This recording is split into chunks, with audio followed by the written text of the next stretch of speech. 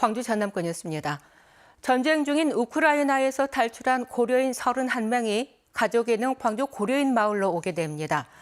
300명에 가까운 우크라이나 출신 고려인이 사는 광주 고려인 마을과 지역사회가 힘을 합해서 집단 입국을 도왔습니다. 보도에 양창희 기자입니다. 2년 전 일자리를 찾아 우크라이나에서 한국으로 온 고려인 김마리아 씨. 지난달 러시아의 우크라이나 침공 이후 가족 걱정에 잠을 못 이뤘습니다. 어머니와 언니, 조카 등이 루마니아로 탈출했다는 소식은 전화로 겨우 들었습니다. 제 부모님들이 로마니아에서 제 남편의 부모님 우크라이나에서 너무 보고 싶어요. 22살 아들을 우크라이나에 둔 채로 한국에서 지낸 이 블라디미르 씨. 역시 루마니아로 이동하며 전쟁통에 고초를 겪었을 아들 생각에 눈물이 앞섭니다. 안 좋아요. 마음이 안 좋아요. 네, 한 달 계속 이렇게 기다려서 계속.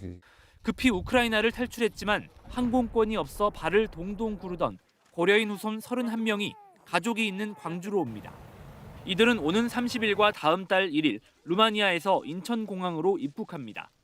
광주 인권평화재단이 항공권 15장을, 광주 YMCA 등 민간단체와 개인 기부자들이 성금 1,300여만 원을 모았습니다.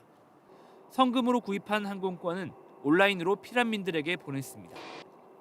우여곡절 끝에 동포를 만나게 됐지만 남은 이들이 여전히 걱정입니다. 가족도 많이 남아있고 부모들도 있고 또 모급해가지고 한 사람이라도 다출한 사람들을 더 데리고 오려고 우리는 그거 노력하고 있습니다. 앞서 광주로 온 10대 소년 소녀에 이어 이번 집단 입국 성사까지 5천여 명이 사는 광주 고려인 마을이 고려인 피난민들의 안식처가 되고 있습니다. KBS 뉴스 양창입니다. 전남 연안은 갯벌이 많고 수심이 낮아 전통적으로 해조류 양식을 많이 해왔습니다. 그런데 이번에 신안군이 햇볕에 노출해서 키우는 굴 양식에 성공해 관심을 끌고 있습니다. 김광진 기자가 취재했습니다. 썰물 때 바닷물 수위가 낮아지자 굴 양식장이 모습을 드러냅니다.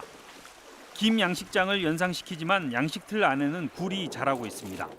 커가는 굴의 속도가 서로 달라 2층 서랍처럼 만들어진 양식틀에 구분해서 담아 키웁니다. 밧줄에 매달아 물속에서 양식하는 수화식과는 많이 다릅니다. 그러니까 이게 한 3cm 정도 되는 거예요.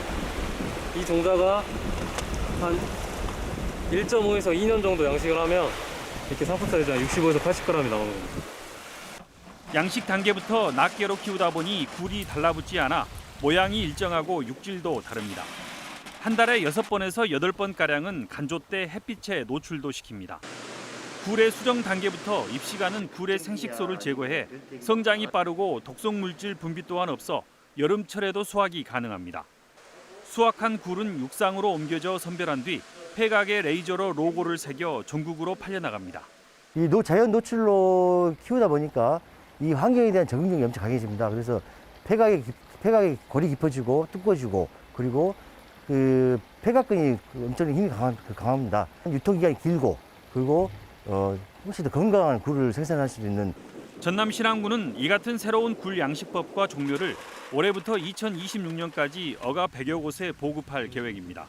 KBS 뉴스 김광진입니다. 대기업과 납품 계약을 맺고 즉석밥용 벼농사를 짓는 농가가 늘고 있습니다. 지속적인 판로를 확보하고 안정적인 쌀값을 받을 수 있기 때문입니다. 네트워크 소식 전주방송총국 조경모 기자의 보도입니다. 20헥타르 규모의 벼농사를 짓고 있는 이성용 씨. 4년 전부터 즉석밥을 만드는 대기업에 쌀을 공급하면서 걱정이 줄었습니다. 내가 농사만 열심히 잘 지어 놓으면 나머지는 수확까지만 해놓으면 나머지는 가져갈 곳이 생기니까 일단 그런 걱정을 덜 하게 되고요. 올해 CJ와 하림 등 식품 대기업과 납품 계약을 맺은 익산 지역 논 면적은 3,100헥타르로 지난해보다 6.3% 증가했습니다. 참외 농가도 지난해보다 165농가나 늘었습니다. 해마다 유동적인 쌀값과 판로 개척에 대한 부담을 덜 수 있기 때문입니다. 자치단체로부터 보조금도 받습니다.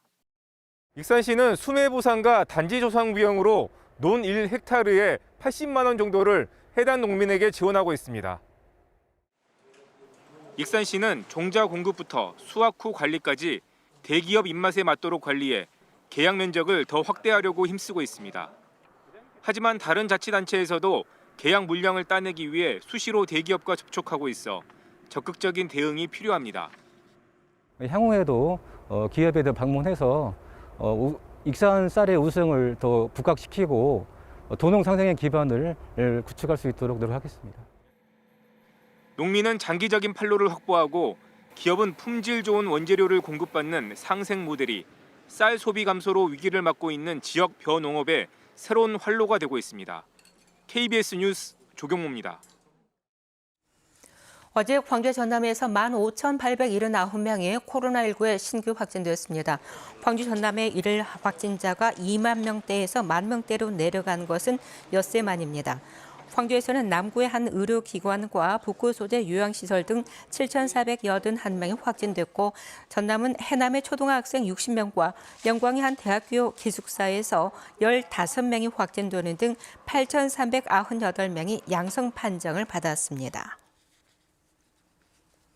광주시가 중증 장애인에게 코로나 방역 강화 활동비를 지원합니다. 광주시는 감염에 취약한 중증 장애인 2만 8천 명에게 자가 검사 키트 구매 등을 위한 비용으로 1인당 10만 원을 지원한다고 밝혔습니다. 장애인 연금이나 수당을 받고 있는 경우 기존 복지급여 계좌에 다음 달 8일 지급되고 별도 신청이 필요한 대상자들은 오늘부터 각 동별 행정복지센터에서 접수합니다. 장애인 방역 강화 활동비 관련 문의는 장애인 종합지원센터 상담 전화로도 가능합니다.